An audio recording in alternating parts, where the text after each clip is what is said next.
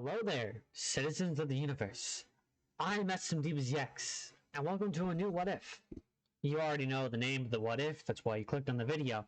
So if you like the video, leave a like and subscribe if you like other videos that I do. Now, let's go, avoiding this cringy intro. Well, I don't even understand why I started off like this. So quick note, I used to do edits in my What Ifs, but seeing on how more popular What Ifers with thousands of subs don't edit their videos, I'm like, why should I put in all this effort into What Ifs when I do YouTube for fun? So, yeah, no edits. Let's get this going. There are two ways this What If can work.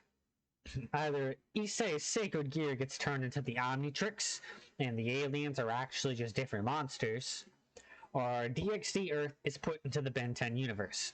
And I'm going to be kind of doing a mix of both.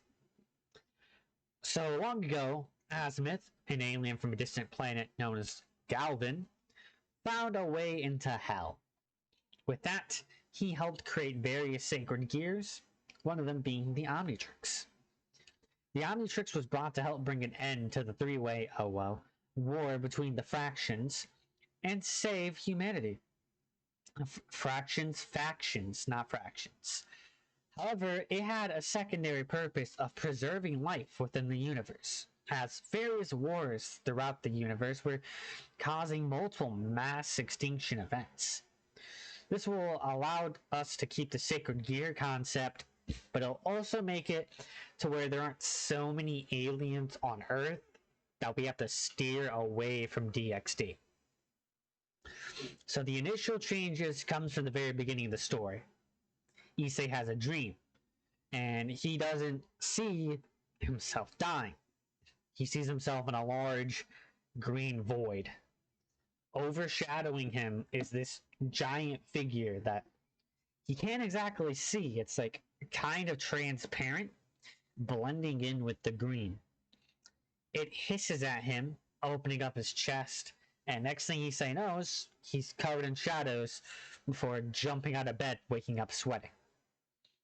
The rest of the schooled gay would go on by, except this time, instead of being upset and not having the ability to squeeze booba, he's upset about having his nightmare. When his friends ask him what's wrong, he explains he's been having nightmares, and this leads to the scene with the peeping hole. We continue with canon after this, after his very heated and necessary discussion on Dragon Ball Z, one of his favorite shows. By the way, this is when he first activates his sacred gear. Kalawarna, which I did not know this was her name, by the way, shows up, threatening to kill him. Issei would then remember Rias's words and activate his sacred gear, and access his inner Sun Wukong, and with the power of a giant green explosion, which for some reason rips off the enemy's clothes, because why not, Issei whips out the Omnitrix instead of the twice critical. Kalawarna, or however you pronounce her name, then gets scared off and flies away. Later, when Issei shows everyone else his super cool watch, Rias is taken aback, but keeps her cool. She doesn't want the new guy to get all cocky, having something super special awesome. She explains to him that his sacred gear is called the Omnitrix, that it allows him to transform into multiple different transformations. However, when Issei tries to make his sacred gear disappear, it doesn't. It turns out that his sacred gear just doesn't go away. However, it's easy enough to keep under sleeves, so I don't really see this becoming a problem. Some time passes, and we skip to when the lady with the titty lasers show up, which is an absurd power, but it's also kind of cool. I can't be bothered to remember her name, though. So Issei is introduced to all the chest pieces, and he, figures out that he's a pawn. But when the monstrous demon lady attacks Rias, Issei slams down the Omnitrix, and the demon gets her hand burnt. Issei had turned into Heat Blast and became very confused. But as the monster swiped again, Rias used her magic and absolutely disintegrated the disgusting beast. Afterwards, Issei had become too exhausted and passed out, with the bright red flash, turning back to normal. Rias then would explain to him after he wakes up that since the Omnitrix is connected to his emotions, it's similar to the boosted gear, where it drains his stamina. So instead of every time he boosts, his stamina gets drained, he passively loses stamina as he's transformed. Now, this does bring us into a problem, though, that I did come up with upon writing this. That Issei's base form has abilities better than his transformations. For example, none of his transformations have night vision because he has the classic Omnitrix. And he can't spit out his wings like he can in human form. Although he does have Stinkfly. And in his human form, he's already beyond human limitations by pretty large amounts. Especially after the training arc when he goes to fight Riser. So, I decided that instead of changing him into the prime version of that species, what this Omnitrix does is it adds on to his abilities.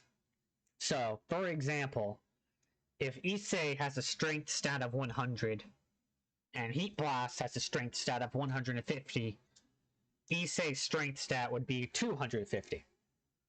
This way, he still has a reason to transform aside from getting his special powers.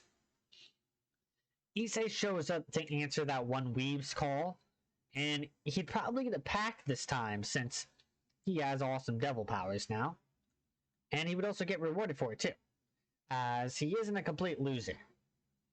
And specifically, he shows him the Wild Mutt transformation and takes him on a ride. After that, he heads on to his second pact, where he runs into Freed. He uses the Omnitrix again, and this time he turns into Diamond Head and fights him off. Freed's sword and gun wouldn't do near the amount of damage as it did in canon, since he's no longer a devil as Diamond Head. Issei, at first, can only rely on punches and kicks, which probably wouldn't do him very good because Diamond Head's not exactly as athletic as Freed appears to be. But eventually, he learns how to shoot diamonds from his hands, and how to turn his hands to blades as well. God, my English today, am I right? I honestly think that Issei could honestly kill Freed right here. However, for the sake of the story, I'm going to say that Rias shows up and they inform him, hey, the Fallen Angels are, coming, so we should probably head out. And so Asi gets taken by the Fallen Angels. With that, I'm actually going to cut this short. I normally have what-ifs a little over 10 minutes. However, I was having a lot of trouble writing this what-if, and I wasn't exactly sure if anyone would like it in the first place. So if this what-if gets... I don't know, if this what-if gets 2 likes, okay? That's the like goal. 2 likes and I'll do a sequel. That's the like goal. That's the strat. So thank you for watching. I hope you can't hear the music in my headphones. And remember, you don't need to go hero to be hero. See you later.